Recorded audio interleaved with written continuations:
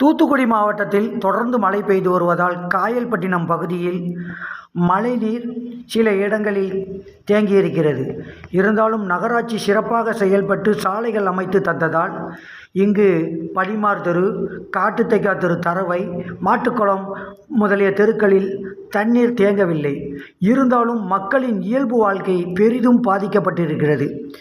குறிப்பாக காட்டுத்தைக்கா தெரு, மீதியம்பள்ளிக்கு பின்னாடி இருக்கக்கூடிய மக்கள் மிகவும் பாதிக்கப்பட்டிருக்கிறார்கள். அங்கு தண்ணீர் தேங்கி இருக்கிறது.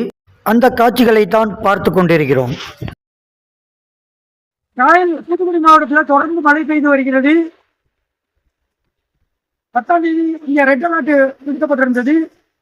அங்கிலிருந்து தொடர்ந்து இங்கு மழை பெய்து வருவதால் காயல்பட்டினம் பகுதியில் மழைநீர் சில பகுதிகளில், தாழ்வான பகுதிகளில் தேங்கி வீடுகளில் பாதிப்பு ஏற்படுகிறது. தாழ்வான பகுதியில் இருக்கக்கூடிய மக்கள் அவர்களுடைய தேவைகளை நிறைவேற்ற முடியாமல், வீடுகளில் இருக்க முடியாமல் இருக்கிறார்கள். அவர்கள் வீடுகளில் தண்ணீர் வெள்ளம் போல் சூழ்ந்தது. இப்பொழுது நாம் இருக்கக்கூடிய பகுதி காயல்பட்டினம் காட்டுத்தைக்கா தெரு.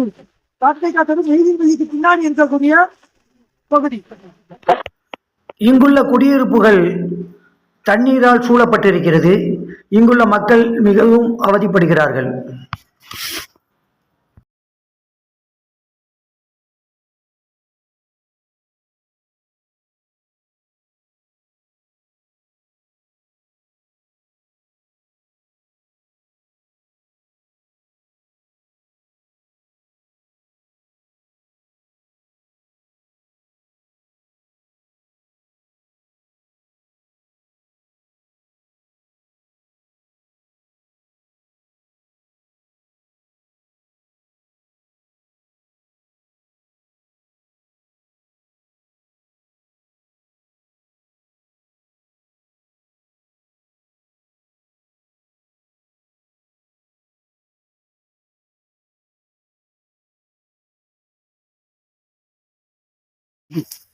பகுதியில தாழ்ந்த பகுதியில் ஃபுல்லா தண்ணி ஃபுல்லா வீட்டுக்குள்ள ஏறி ரொம்ப சிரமத்துக்கு உள்ளாகிட்டோம். அந்த கம்பா இருக்காரு, அந்த கம்பாவை கூட்ட எங்களால வெளியே கொண்டு கடத்த முடியல. நெஞ்சளவு தண்ணி.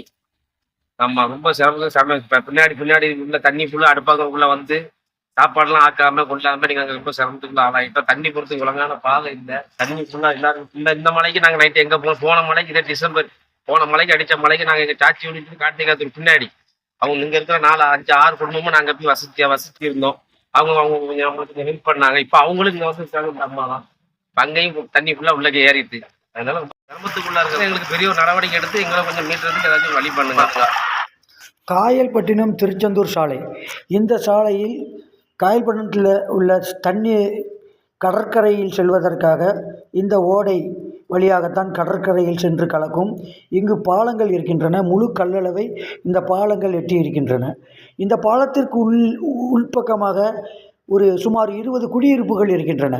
இந்த குடியிருப்புகளை சுற்றி இந்த நீர் மழை வெள்ளம் போல் சூழ்ந்திருக்கிறது. இதனால் இங்குள்ள மக்கள் அவதிப்படுகிறார்கள். வெளியே வருவதற்கும் அத்தியாவசிய தேவைகளுக்கும் சாப்பாட்டிற்கும் கஷ்டப்பட்டு கொண்டிருக்கிறார்கள். மழை வெள்ளம் போல் காட்சியளிக்கிறது இந்த ஏரியா.